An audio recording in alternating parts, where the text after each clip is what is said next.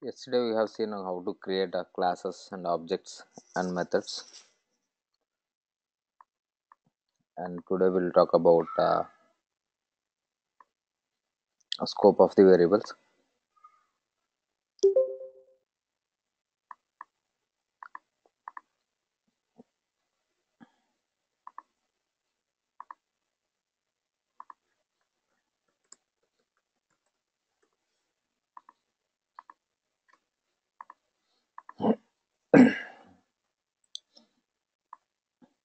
So scope of the variables. So how exactly it works when coming to this in objective-C. If you open yesterday application, so we can find. So in yesterday session, just we created one class, some class, so with the .h and .m combination. So whereas in .h we declared some variables. So these two variables are global scope for the complete class. So if the sum class having some n number of methods, so all the instance methods can access the variables. These variables are global for the class level. So if I here we defined one local variable here. Sum is a local variable for the method sum. Here these two values are global variables. These two variables are the global scope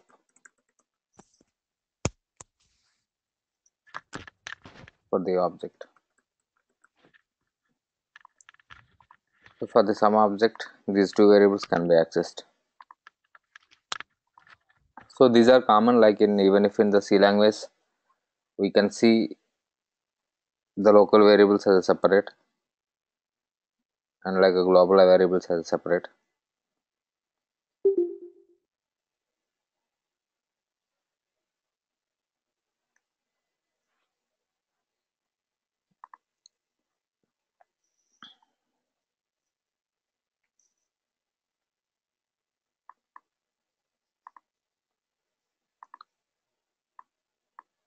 So we can define the variables. So if I want to keep some variables, still I can define some of the variables here as well. Let's see, can we declare it some kind of like this. So if I want to use this in above,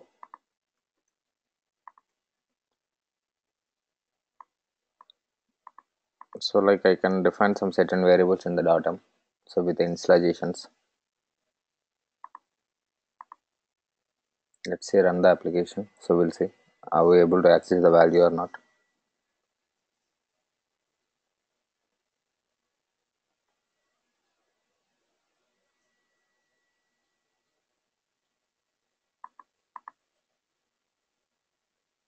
Value 30 and value 2 we have 100 and value 1 we have 580, and we can see that. So we are able to access the value which is declared and defined in .m in any of the methods. You can access in now above methods, or else you can, if you want to access, then we can add it in below methods as well.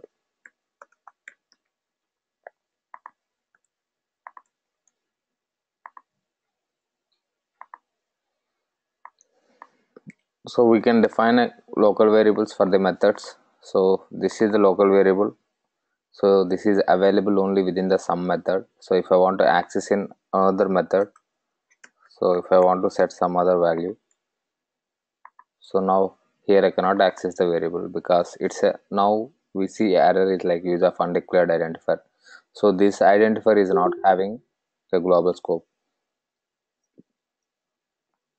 This identifier scope is only for the sum method, the sum which doesn't having any arguments.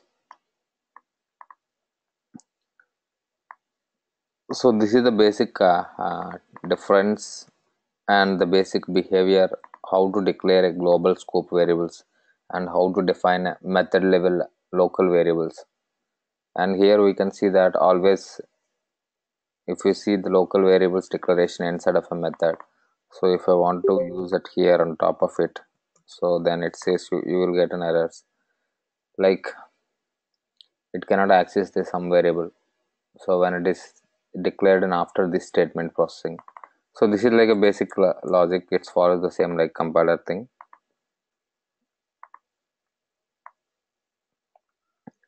So the other variables like the data types are common for C and objective-C, like either int or float or double or char. So these are common. So all data types is having the same behavior in C to objective-C.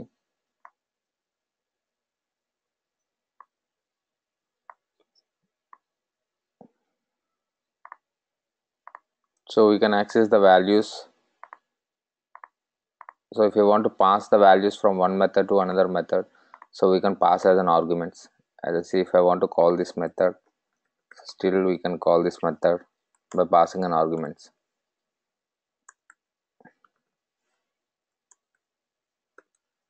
This way I can do that, like the way of execution from one method to another method.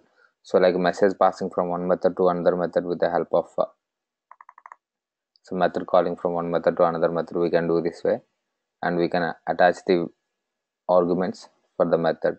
Here the sum is having two arguments, so we are passing two arguments.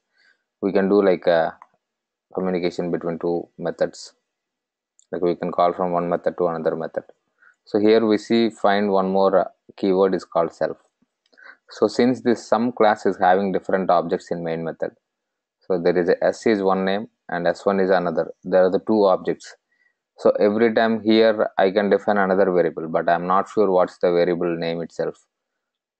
So when I use in .m file, I'm not sure what's the name of this object. Either the sum object can be s or s1 or s2 or can be anything.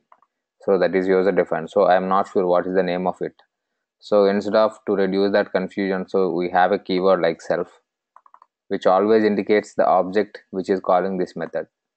If we call this method, so whatever the object is calling this method, that object will be referred by this self.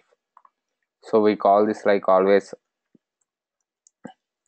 self is a keyword which refers the current object. So current object of the class. Current object in the sense whatever the object is calling this method, that object memory will be referred by this self.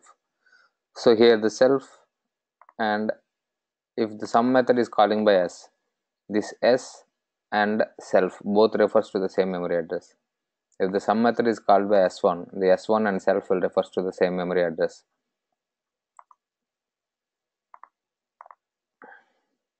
It's first like the alias variable, so like it refers to the current object of the class, we see. And this is the basic local variables declaration, how to declare a local variable. So what is the scope of the local variables and what is the scope of the .h, in what is the scope of the variables which declared in .h file. So we can observe the difference. And the scope, if I want to access the values, so I have two values. One is value 1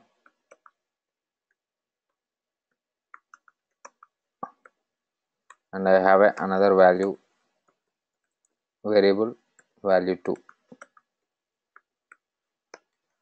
So I have two variables, but here we are not able to retrieve the values. So these variables are declared in the sum.h file, but we were able to access these variables in .m file, but not able to access the variables from outside of this class in another file. Now the main.m is in another file, so I want to access the variables. Since these are the instance variables, so I'm using the object. So these object variables are accessing with one of the object. We use dot operator when we want to access the values from outside of the class. So here still it is giving an error and it's saying some warning. So we'll talk about this warnings, how to retrieve the values from outside of the class. So we define something, so we want to access those variables from outside. So as of now, up to the yesterday session, there is no option. We have not given any, we have not defined anything which can allows these variables access from outside of the class. Now we will talk about how to access these variables. So what are the access specifications, like what is the access specification for these variables that we can see. Before going to this access specification, so we'll talk about inheritance. So after that we can talk about the access specifiers. So yesterday I created only one class. Now I want to extend this class. Now let's see the another feature is like data, like we'll see the another feature of like inheritance. Whereas in inheritance,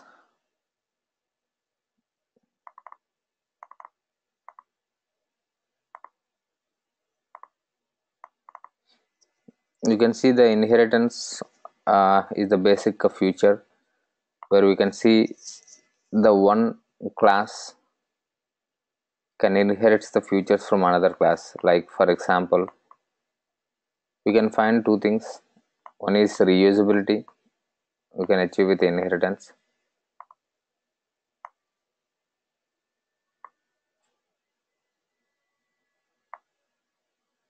I have one class. So in general terms, we'll talk about grandparent and parent, something like that. So this is like a basic example to understand easily the concept.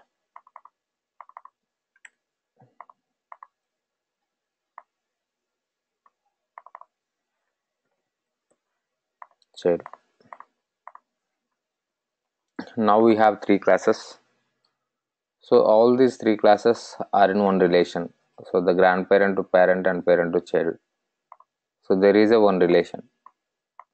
So what makes the relation? Why we needs to establish a relation between two classes in inheritance?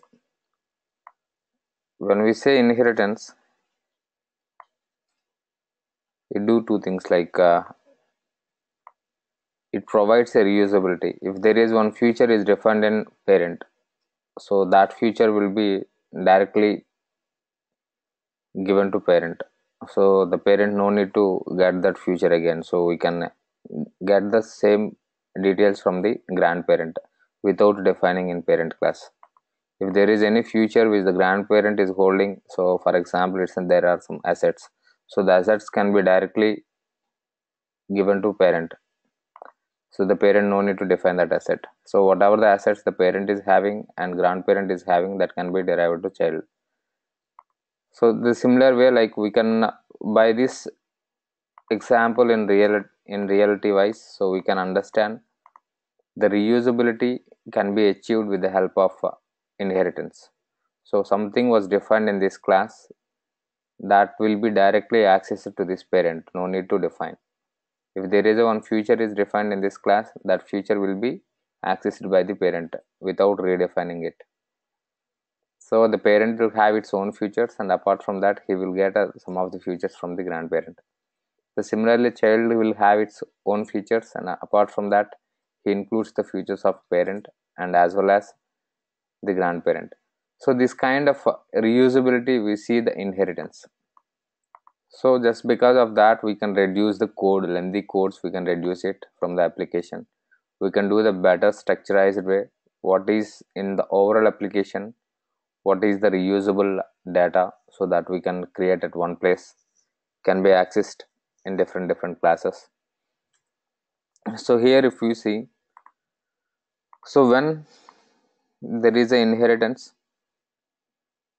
like each and every class when we create, we inherit the features from NS object. So the basic behavior, as I said, in inheritance level we can get two things.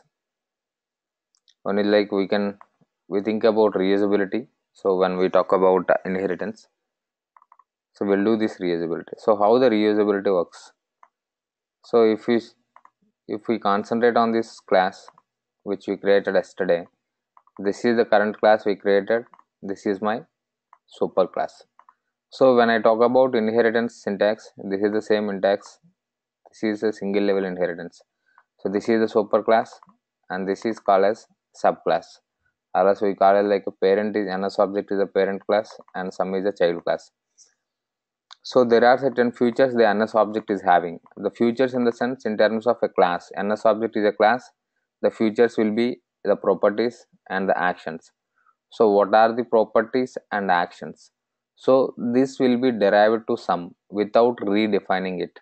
So here when we create an object for the sum class, I used a method new, but I have not implemented any separate implementation for this method inside of the sum class. So the sum class is not having any method called new.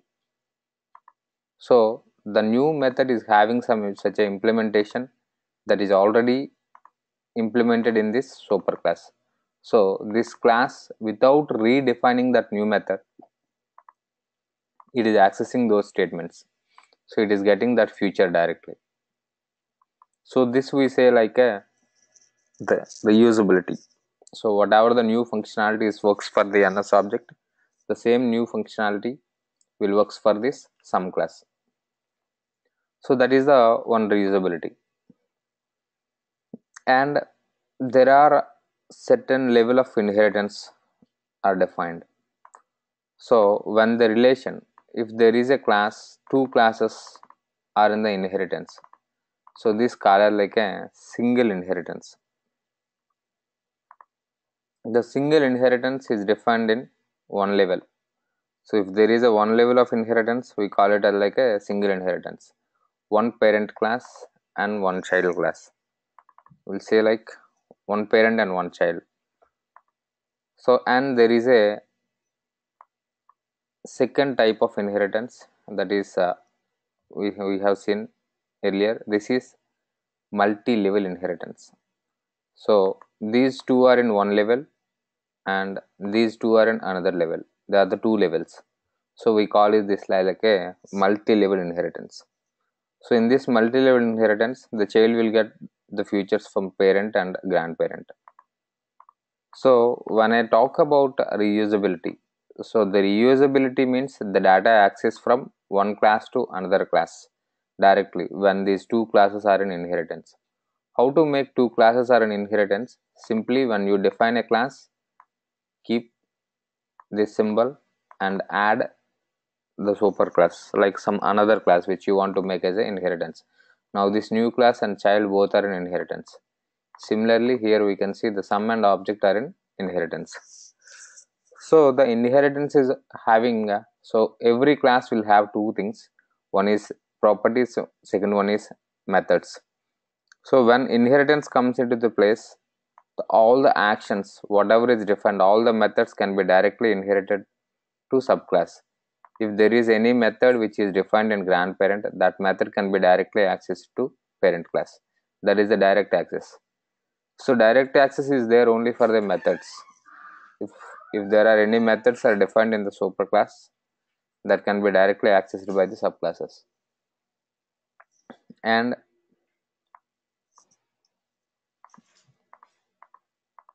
like if there are any properties are defined in the class, like for example properties in the sense, now we have different properties.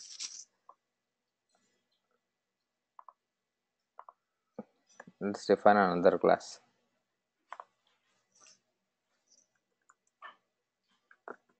I'm giving the name itself as like a subclass.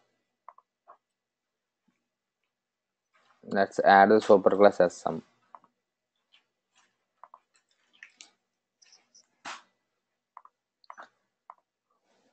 Now this subclass will have access to the data members which defined in sum class. I'm declaring one method. I'm saying some describe. I'm not describing anything, but I'm giving some. Now here we can see that these data members we are able to access in the subclass, but the subclass is not having anything, but it directly access from sum.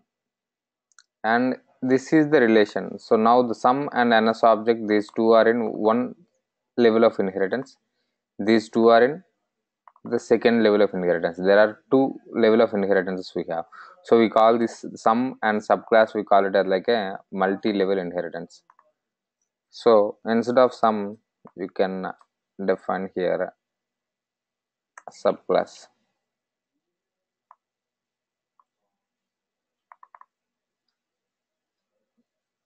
You can do this. You do the same job. So what is done in earlier?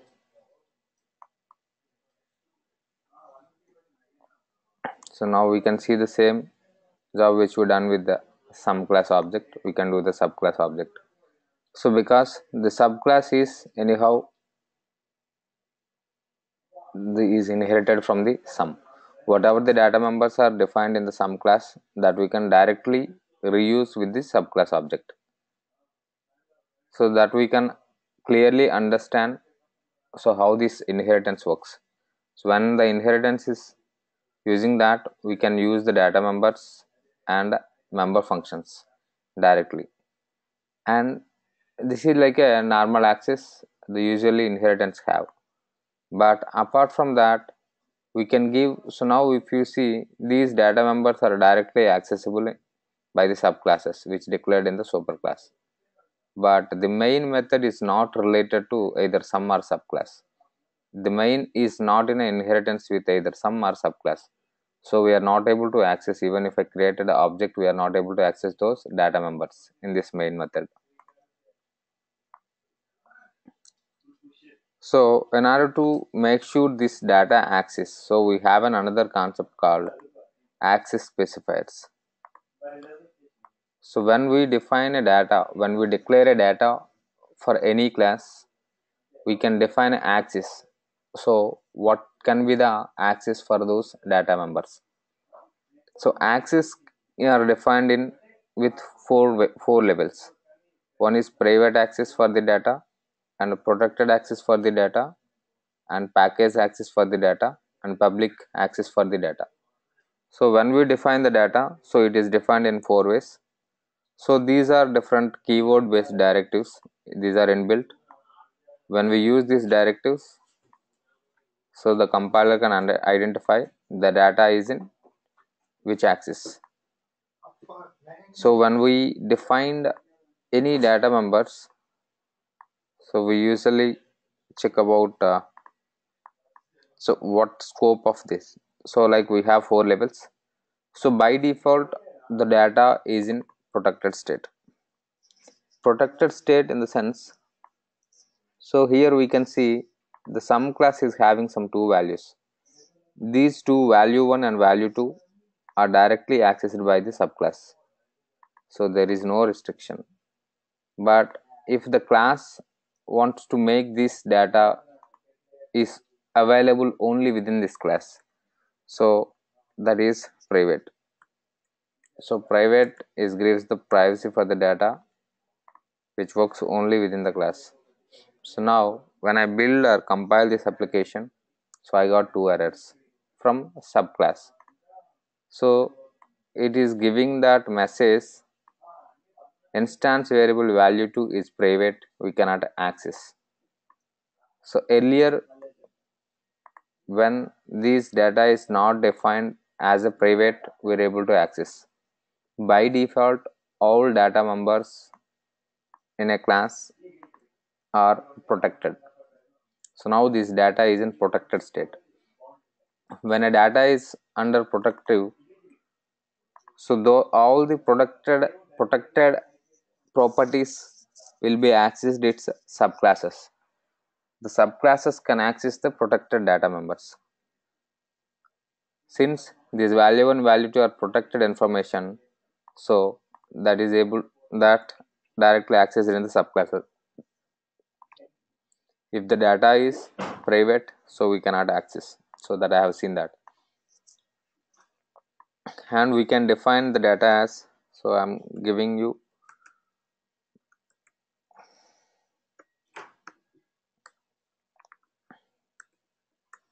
now here this data member is private scope and this data members are in protected scope. So I have another like a public.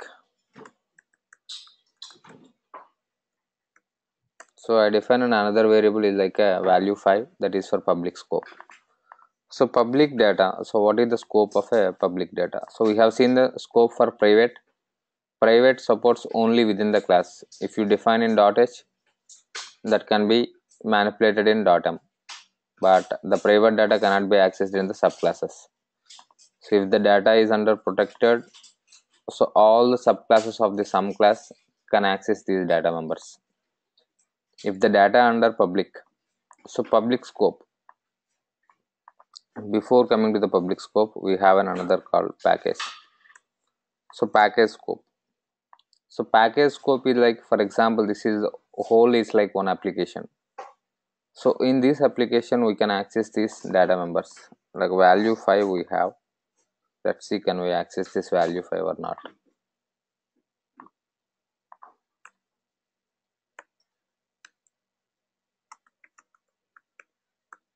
So now I used a symbol like arrow symbol. With the help of an arrow, so I able to access my packaged information in outside of the inheritance. These two are inheritance, but main is not an inheritance part. But still, by creating object for this class, I able to access this data. But this data is defined as package. So here we can understand a point. All package information is can be accessed within one package.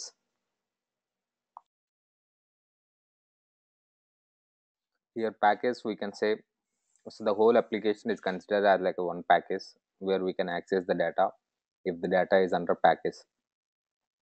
So the packaged information is having a scope. One more level is like all the package information can be accessed within a class and its subclasses and the non subclasses within a single package.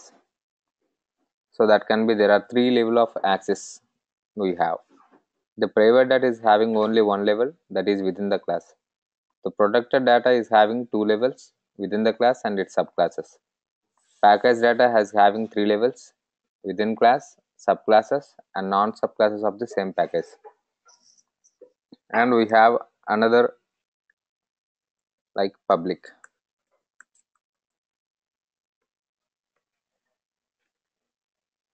So public is if there are non packages, like non related packages also can be accessed, this public information. So here, since this all data is there in the same application, so we can access it. So we use the same. Now we can see there are the two variables can be accessed. The rest of the variables we cannot access. I'm giving some value.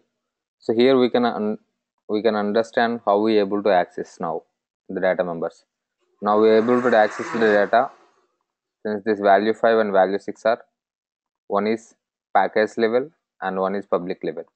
So as I said, the package level, this data is available within the subclasses and the class itself and the same package non subclasses as well. So the public information, if there are any properties which defined as like a public, those public information can be accessed under the application within the package and other packages as well.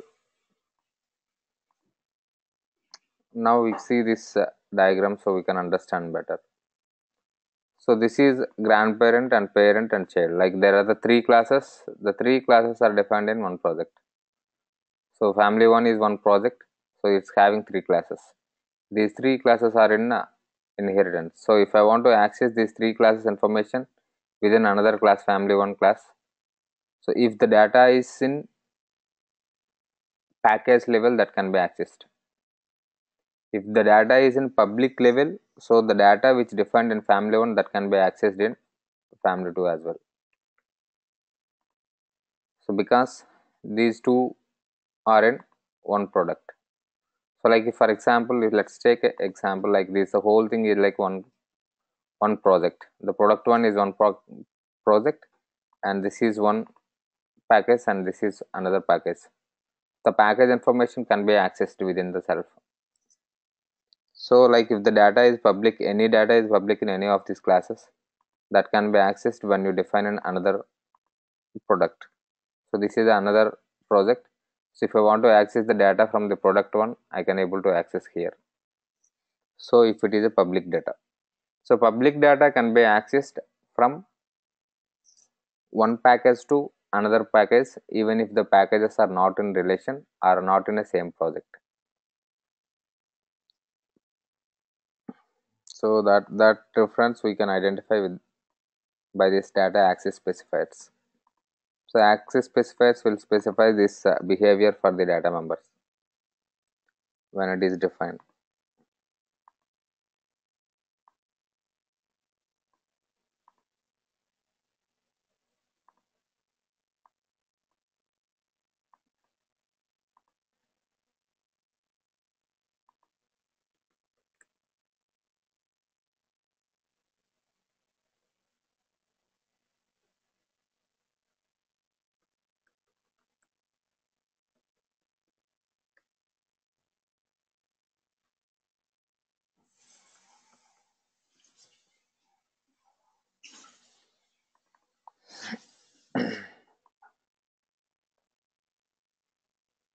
This is another example.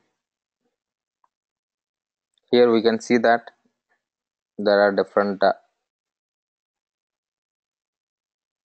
So this is a one class which is having private and package and public information, and there is another class child which derived from the parent.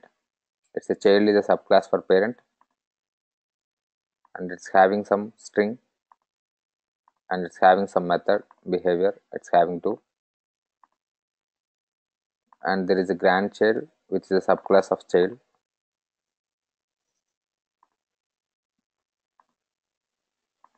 and it's having one variable, and we are able to access the data from the status is defined.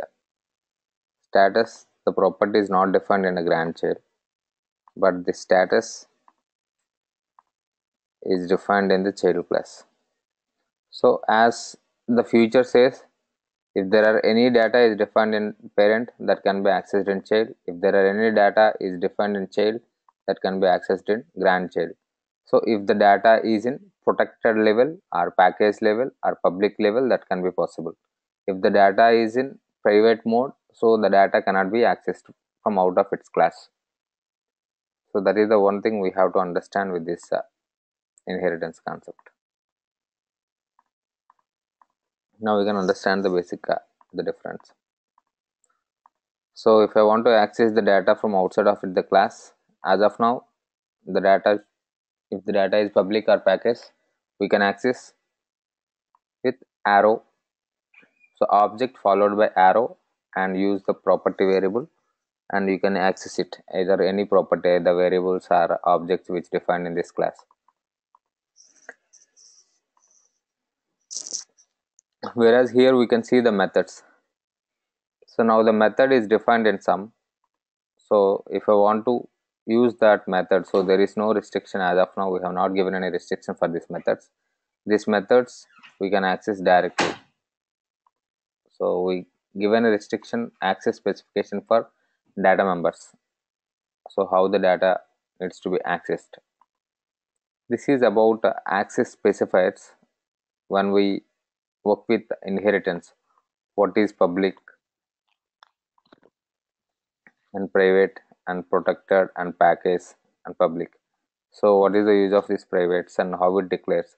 So once we define a private, so if there are any data members are defined, so that comes under private. If I not mention this protected here, so all these three data members will be private. If you mention something, so that we can, it will come to that specific directive loop. So by default, if there are any data is defined, so by default is protected. Protected is a default access specification for data members of a class. Suresh, Yeah. got a question here. Yeah. Is there any difference between the dot operator and the arrow operator that you have used? Yeah, we have. Yes, we have. Like, may I know the difference between them? Yeah, sure. So we'll see that. As of now, uh, right now, just we focused only access specifiers. So we use this. Okay. So when I explain about another concept, the next concept, now this data like Okay. this operator will get removed. Okay. All right. Okay. So this is a way, like if you want to define any data member, so if there are in public or package information, we can access it. But if there are non-public or package information, we're not able to access, like private or protected information, we're not able to access from non-inherited classes of that class.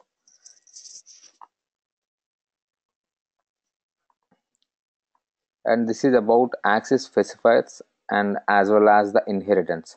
Now, if we look at this class, user login, yesterday we created. So this is NS object is my superclass, and this is the subclass. This is single level inheritance. So we declared two character pointers and we defined one method. And coming to login, so this is the init method. So this init method is not declared in .h in user login. The init method we have taken from the superclass. If you look at here, the init is defined in NS object. So we override this method. So here this concept will call it like a overriding. So if there are any method which is there in the superclass, if we define the same method in the subclass, so we call this concept as like a method overriding.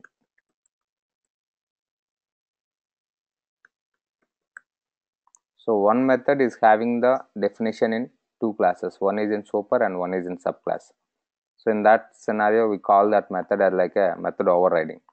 So this overrides. So because we are overriding that. So when we override, if you want to call a superclass method, so we can use the super keyword. How we used the self keyword to call one method to another method in some class. If you see, I call this method from another method with the help of self because these two methods are in the same class. But here the case is different. The init method is there in superclass. So I use super keyword to execute this method and I get an instance, I assign it to the self class. So this init method is returns on instance of the superclass NS object. So I'm getting that object. Here this is a boolean condition with if, how we used in C language, the same behavior and syntax.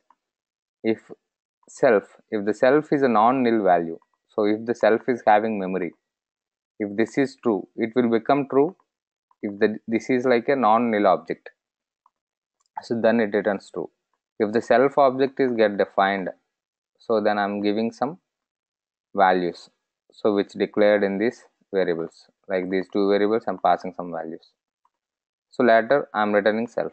So as the behavior of this method is having one return type id, so id is like a dynamic binding, so which can refer and which can store any type of data. So here if I say like user login creation, so use object for this. If I want to create an object for this, import that and link that class.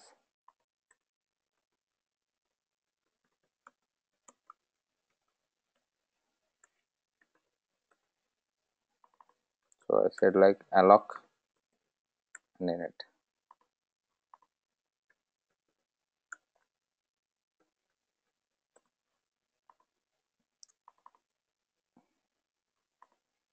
So we have another method is like validate login. Now we allocated memory and we're using that init. When I click on init, so it's routed to the user login override method. So I'm running this application. Now when I use that alloc init, so alloc is the call is went to NS object class and executed that statements and created an object later. When I use init, the init overridden in user login, so the call comes to this current class, and now I'm redirecting to call to super class. So whatever some initialization was there in the super class, I want to call the super class so that I can do it. So if I don't want to call, that is also be fine. So here I'm calling that. So I'm taking the initialization parameters of the superclass as well. I'm assigning to the self. Here simply you say like, here we can see we are inheriting the superclass object to subclass. Here like it's not an inheritance, we can say like we are assigning the superclass object to subclass, like current class object. I'm checking that if this is having memory. So it is having some memory with the two properties. The two properties having null values, non-empty, and it stored something. And if you open, we can see the two strings, character strings, test and password. So I'm checking this condition. The if true means it's always true. So the condition I'm saying true, then it prints something. So now we can understand. So how to override the concept of a method overriding. So method overriding we call as a concept when there is a same method with same type and same name with same number of arguments. One is in superclass, one is in subclass. Then the method will call it like a method overriding the concept. So one method overrides the behavior of another method. So here if I want to use this super init, so then it won't go for your superclass. So here you can, here it won't go for your superclass call. So then something was happened, then it will override the behavior of init. If you want to give your initial behavior, you can give it. But in basic, like, so I'm giving a superclass call and later I'm getting some information and after that I'm doing something else. So I'm adding the another feature, extra feature, which is not there in the init class. And this is the one concept we call it like a method overriding.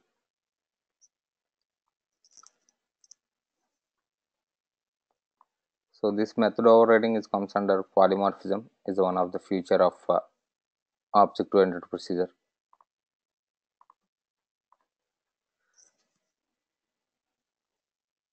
Here the keywords, we find the two keywords. One is self and one is self keyword and sub keyword. The self keyword is used to indicate the current object of the class and the super keyword is used to indicate the superclass object, as I said. So as I said, access specifiers, so we can define. So what is access specifiers and what are also I already explained.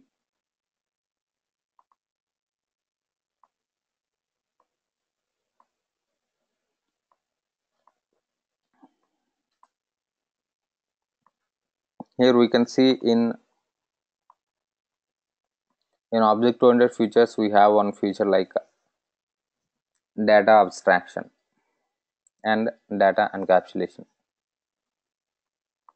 So the data abstraction is like a concept how these object-oriented procedures looks at outside. So if I say the user login, so it indicates to the developer like there is a user login. So but it's not talking about how much memory is capturing or else what are the other details which included in this class.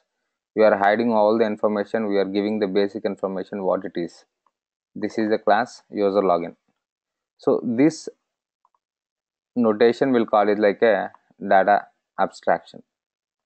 So it's like given abstraction which won't give the complete details like how exactly internally the object creation is working or object creation is happening. So how the memory allocation is happened and how the compiler is doing all these things. So those all the information will be hidden. So it gives that basic context what is user login. So user login is used to check there is a user details are valid or not, and it give a message if the entered user details are valid. So it gives that basic context what is that class and what is the use of it, but it won't give the in details like where it is allocated the memory, how that references are fetching when we do the compilation, so how the processor are able to identify that specific object and how exactly the memory allocation is happening or performance is happening. So what other information is processed when we create that object. So all these information are hidden. So this basic context will call it like a data abstraction. It gives that whatever the essential information is required, it gives that high level information about one class. So that concept will inbuilt will call it like a data abstraction. And we have another concept is like a data encapsulation. Here we can encapsulate the data with the help of your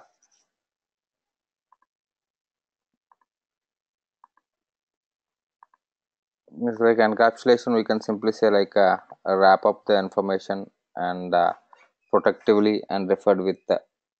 So here we can say that login is having some two variables like value like username and password. So these two variables are encapsulated and is referred with one reference variable.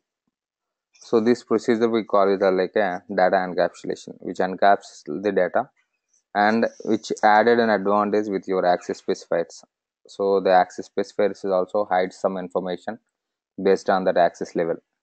So the whole together we call these concepts is like we'll call it like a data encapsulation. So it encapsulates the information,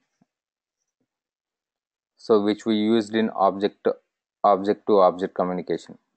When we use the data between objects, so the data will be then encapsulated. So with by using your access specifiers, you can encapsulate the information, or else with the object creation we can encapsulate the information which defined in the class level. So the class is having different properties, but when you create object, this object is encapsulating all the information and referred with a single reference. So this whole thing we can call it like a encapsulation. So when we create this, when I run this application, so this user login structure is having two variables, username and password, but instead of two, so the whole information is wrapped in single login object. So if I open this, so we can see that what exactly it is. So this much user information is wrapped within a single reference name that is called login. So this kind of structural representation or the behavioral representation with object-oriented procedures, we call it like a data encapsulation. This is the basic explanation of how the data abstraction is hidden in your object-oriented procedures, how the data encapsulation is placed. So we can observe from here, so how the data encapsulation abstraction is placed in object-oriented procedures.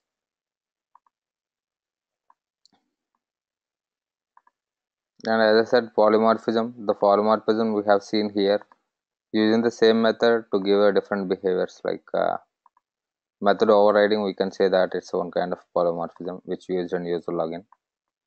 So the concept of method overriding, we call it like a polymorphism. If some interview question comes under polymorphism, what is polymorphism? We can say that method overriding behavior. So that can refers you as like a polymorphism. So like what we're doing with method overriding. And sometimes we do like create a methods with the same name with different arguments. If you see your sum class, the method name is started with sum, which doesn't return any value here. The method name is started with sum and is extended with sum of the two values. Here we can see the two arguments. So like in this scenario also we can define like a method overloading. So like the one method name like with different arguments. So this concept is also call it like a method overloading. So this is like the basic these two concepts will define as like a polymorphism, method overriding or method overloading.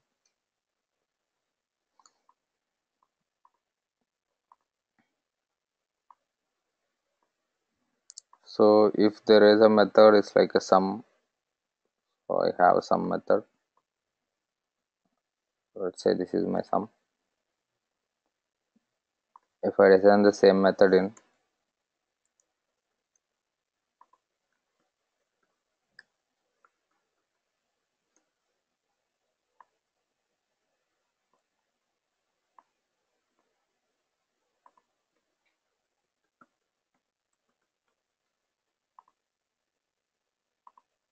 I'm running this.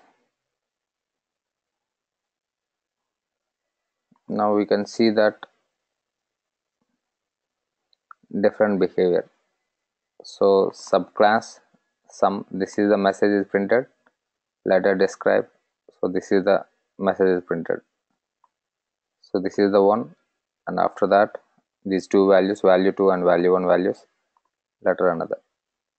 So here we see the sum is defined in subclass and is defined in superclass. But when I call a method with a subclass, so it overrides the implementation which is there in the superclass. So previously, when there is no sum method is redefined in subclass, this method is get executed. It's got executed earlier. But when I define the same method name in its subclass, if I do the same job, then the result we can see in a different way, because this time this find this method. So whenever there are two same methods are defined, one in superclass, one in subclass. So now I created an object for subclass. So since the subclass is having both features of superclass and subclass, if here if you see, one is sum and one is subclass. So these are the two. So the sum is having some certain values.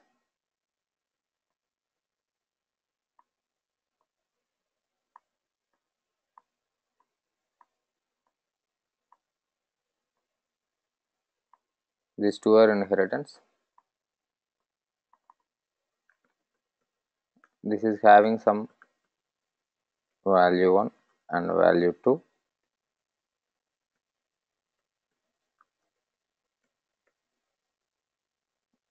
And some method.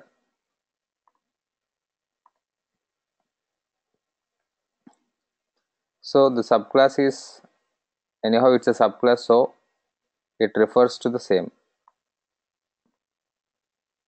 It refers to the same without redeclaring it. It refers to the same data which is referred by the sum class as well.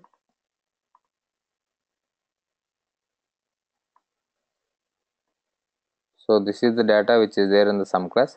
The same data is referred by the subclass as well, because the subclass is inherits the feature from the sum. So now, and in addition to that, the subclass is also having certain properties.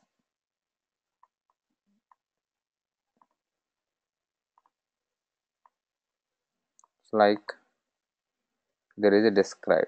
This is the one of the method was there in subclass.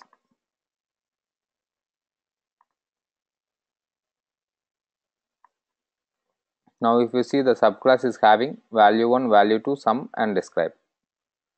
So earlier when I create an object of subclass and I call the sum method, first it checks whether the sum method is there in this subclass or not. If it is there, then it will go for the call. If it is not there, then while it's checking to the sum method implementation, the sum method implementation is not available in the subclass itself. Then it will go for its superclass. Its superclass is sum. So it will go for it and it will check in the superclass whether the sum is there or not. Sum is there. So it do that statements execution which is defined in the sum in superclass. But right now what we did, we added sum method implementation in subclass. When I call this subclass object to sum method, first it checks in the self class. So the self class is already having a sum method, then it executes it, then it overrides the super method. If the sum class is already having some method, but it won't go there, the compiler will find that method implementation here, it finish the job. So that's what it's happened here. So the sum method is there. So first it checks, when I create the subclass object, first it checks based on the priority, this method is defined in subclass or not. If it is defined, then it will execute. If the sum method is not defined in the subclass, then it will check for, is this method is having implementation in its superclasses or not. If any superclass of the subclass is having this method implementation, then it executes those statements. So that is happened here. So earlier the subclass is not having this method implementation, so it executes the superclass method sum. So it's given some different results. So when it is having a implementation for the same method, it finds that method implementation in the subclass itself. So it finishes this job, it overrides the superclass method. So here we can easily understand the method overriding concept from the superclass to subclass, so that we can identify the difference, how the superclass and subclass method accessing is working and data accessing work. So how the data access specifiers are defined. If you want to define a private data, how to define it. If I want to define a public data, how to define it. If I want to define a package data, how to define it. If I want to define a private data, how to define it, and the access levels of this data under the directive. And if the data is defined public or package data, we can access out of its class with arrow keyword.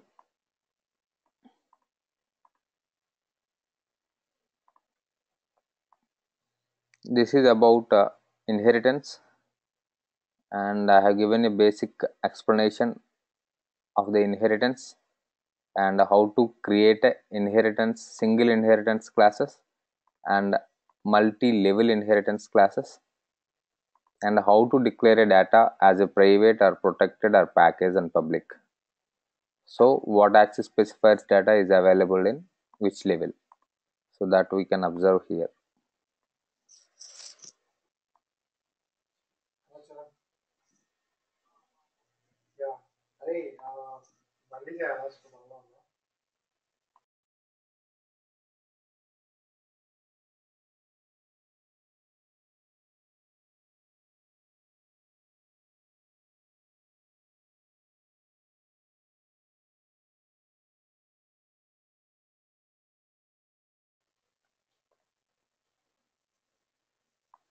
So now we can see the concept of properties here.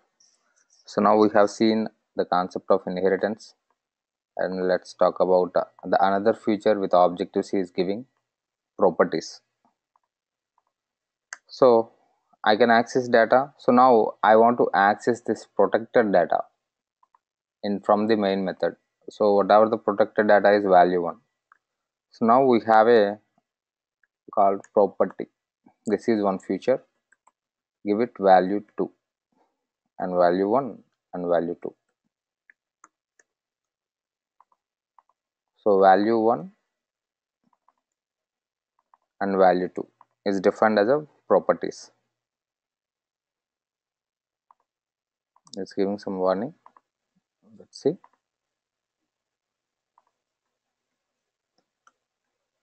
So now I use dot access specifier. Now I can access these two values with dot.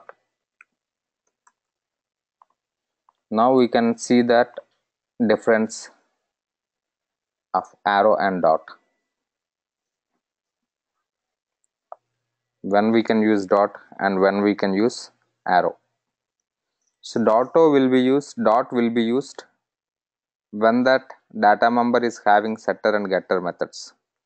So arrow will be used when a variable is get declared as a public or package.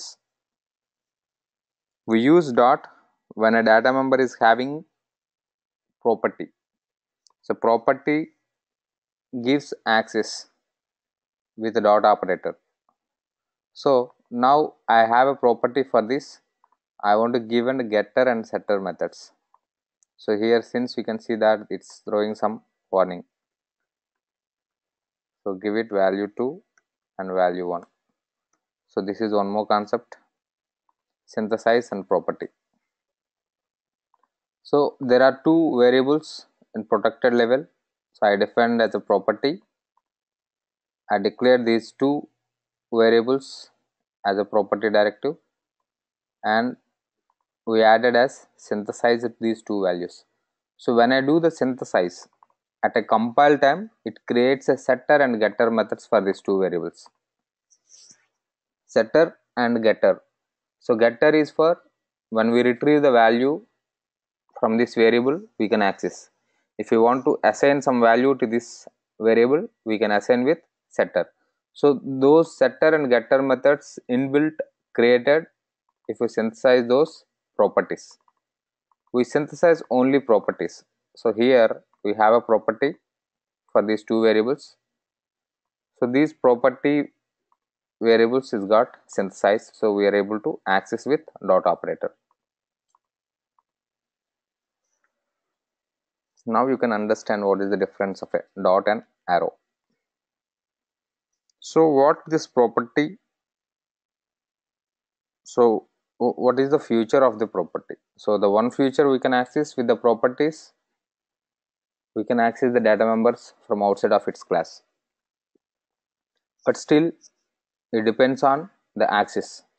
If the data is private, we cannot access. So let's see what is the data is available. Value 1, value 2 and version. So these are only data is available. So with dot, and still we have some of the data members in some like values, it's a private. So can we access this data member? So let me define. So will supports me or not. I defined as a property. So are we able to access the data? Now I defined as a property. Now this data I was able to access from outside of its class. So the property, now we can see that it's given another level of access specification for the data members. So if you define a property, it allows to do something when it is it can be accessed from outside of its class as well.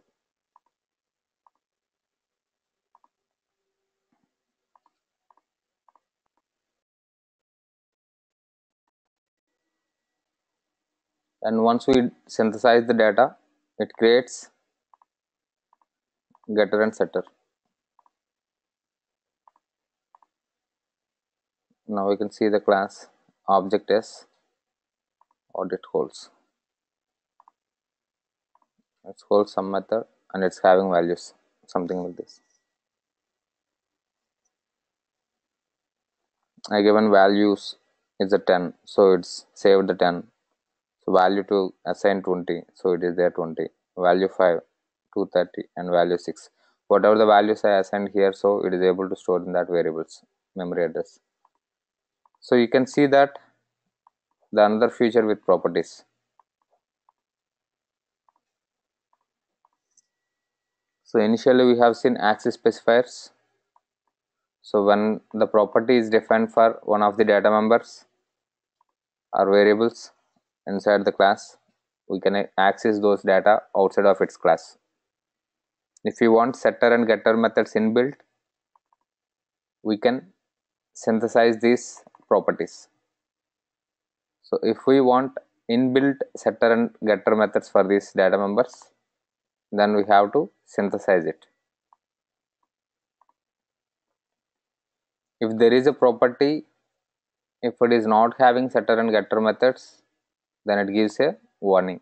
We need to understand that there are certain properties are not having, not synthesized.